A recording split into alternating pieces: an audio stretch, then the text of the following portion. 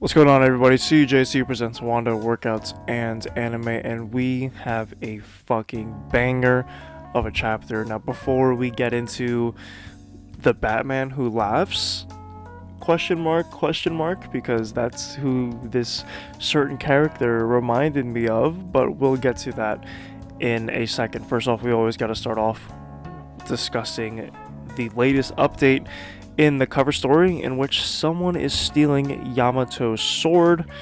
I'm assuming this is the person who's been kidnapping the girl, so we'll kind of see where the story goes.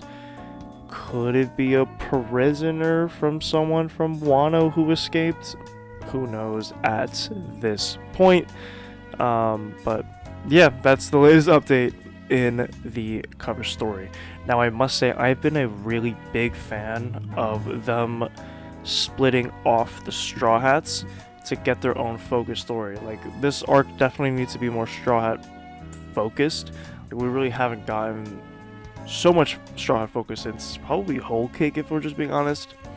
Like Wano, mostly new characters, Egghead, new characters. So this arc, we really been getting focused on just the Straw Hats, and I feel like splitting them up has been better and more beneficial to the story, and I think this chapter honestly just shows it. So we have Frankie kind of almost taking lead amongst this group of 4 to 5, being the leader. I would have thought it'd be more so Jinbei, but it looks as if Jinbei is a bit more of a support character, although Jinbei looks a bit tired. I don't know if that's what his character always looked like, but it looks as if he has some eyeliner of some sort.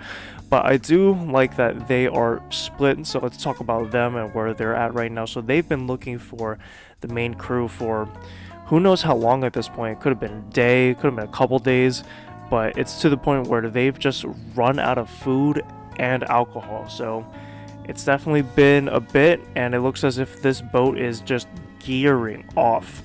But later on in the chapter, we see that with the group of Frankie, Jinbei, Brooke, Robin, we kind of see what they're up to.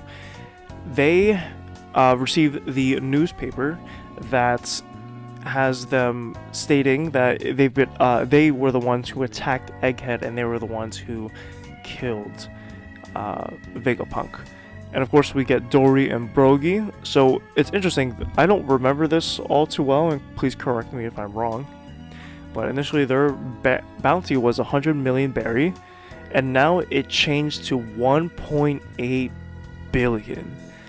That's insane. And just because they were active just for a little bit, because they were like, we didn't intend on making a comeback. Of course, Robin's like, well, you know, inflation basically, so that seems reasonable for you guys. But what's interesting is the news article that was printed. So the photo that was taken of Luffy, who knows who took it? I'm guessing some Marine took it, or perhaps a CP agent. Who knows at this point?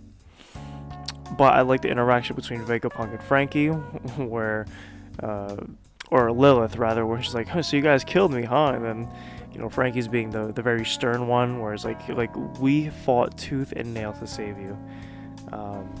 So whoever took this photo of Luffy got a very handsome award. But what's interesting is that we know that Vivi is on the ship with the news leakers, essentially, right? But what's interesting about the photo is that although the photo of Luffy is blurry, the mark of the X is not. So I think it's funny that perhaps Vivi was like, okay, hold on. Before you print this photo, let me at least draw this. So there could be some tension between the Straw Hats and Vivi, because for all we know, Vivi still has the mark, and those guys don't. So we'll kind of see how that plays out, because it's a possibility that this group of Robin, Jinbei, Brooke, Frankie are the ones who are going to come across Vivi. And, you know, because even Robin's like, it just seems familiar. I don't know what it is.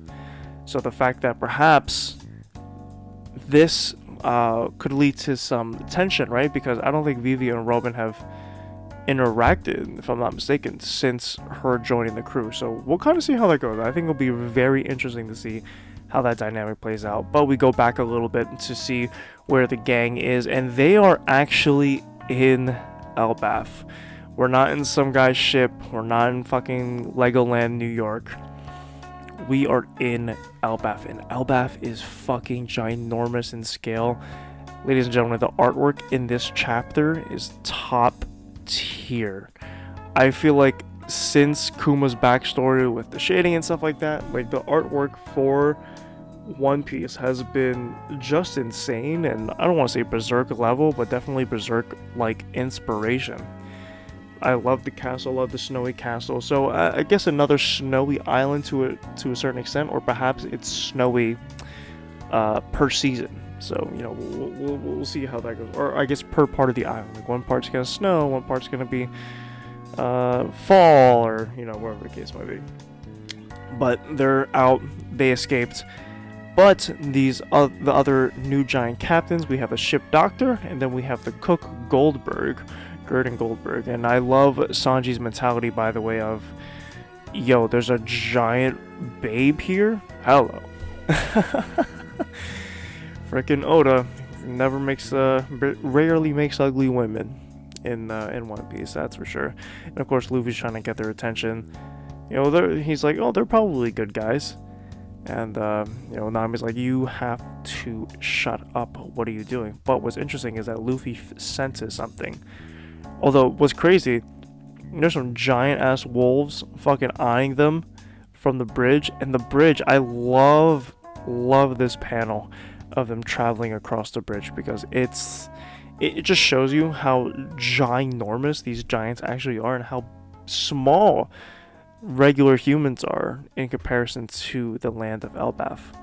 But of course, Luffy senses something. Not knowing what it is, he just takes off with no hesitation. What I do like is we get this comment from Usopp, hanging on for dear life, crossing this bridge. You know, scared shitless, there's nothing to Usopp the brave warrior. Whereas Luffy goes in with no hesitation. So there is speculation, well, not speculation, like there should be a high expectation of Usopp's character growth in Elbaf, because compared to what Luffy's doing now versus in contrast to what Usopp is doing, I would like to see some more character growth to a certain extent. I mean, you can still have a scaredy cat Usopp who perhaps then in the moment just like, I'm not scared anymore. But prior to that, I do like the interaction between Sanji and Zoro. So Sanji's like, yeah, we can't go, right? And then Zoro's like, well, if that's the case, then Sanji's like, no.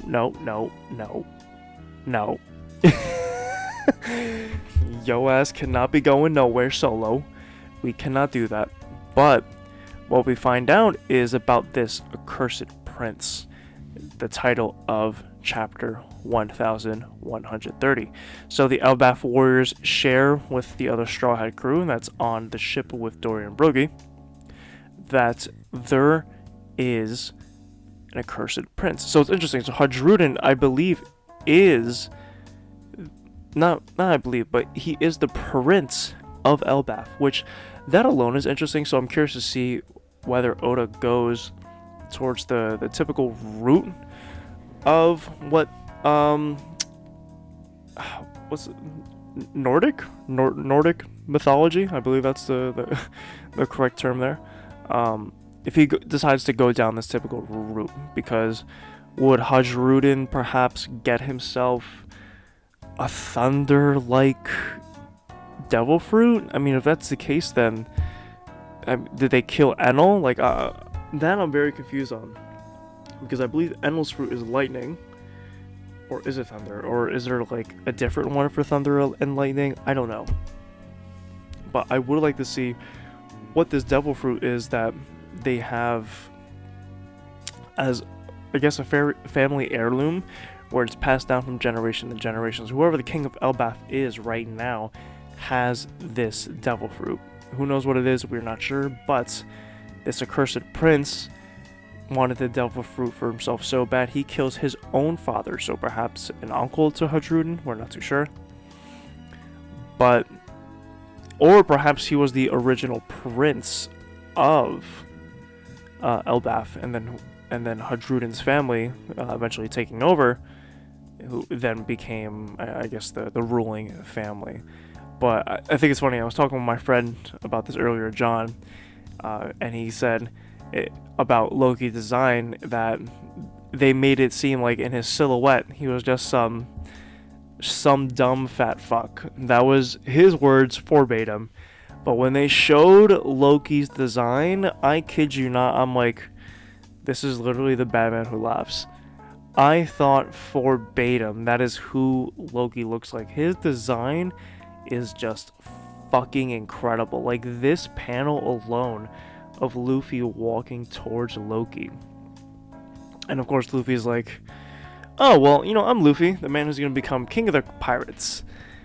And, you know, Loki's just focused on the word king. And, you know, Luffy's like, where is this place and who are you? And this is, I feel like, the intro chapter to Elbaf. Because he states and shakes the whole island, essentially. This is Warlands, the mighty kingdom of Elbaf. They say it is the birthplace of war. And I love the design of this island, because you can even see on the far right, if you guys read the panel yourselves, just a giant sword sticking right underneath. And he is this sun god who will bring the ends of the world, Loki. And that is how this chapter ends, and I love this chapter, man. I really do. I think it's interesting that a lot of these giants who idolize the sun god, because Luffy's fruit is so deep in the folklore of the residents of Elbaf, excuse me, that I would imagine that a lot of these giants growing up are like, I'm the sun god, no, I'm the sun god, or I'm gonna play the sun god today. So it's interesting that whoever the guy in the last chapter was, Roto, I believe Roto, they mentioned it in this chapter, Roto, he called himself the sun god in this prison. That's what they refer to Roto as. But here Loki is again referring to himself as he's the sun god who will bring about the ends of the world. So I'm curious about what this devil fruit could be. Again, was it passed to the new ruling family? Did Loki, by killing his father, eat the fruit and now he has the fruit? Because apparently it took the whole island to bring this dude down. So I'm kind of curious to see where we go from here. But I, genuinely speaking, love Loki's design. I do believe there is a strong inspiration just from this panel alone from the Batman Who Laughs, and honestly you can't tell me otherwise. It's like night and day, especially with the facial features, excuse me, the smile, the covered eyes, the black, that in contrast. I think this is very DC inspired, so to speak. But you guys let me know down in the comments section below, what do you guys like about this chapter? We're going on a 2-week break. That kind of sucks. Does that mean videos stop? No, we got some cool videos coming out for you guys in the next 2 weeks. One of which, I'm submitting in my 1,000-pound club application, and another of which that we got some tier lists for One Piece that are gonna head your way. So stay tuned for that. Let me know your thoughts in the comment section below about chapter 1130. See you in the comments, and of course I will see you in the next video. Peace.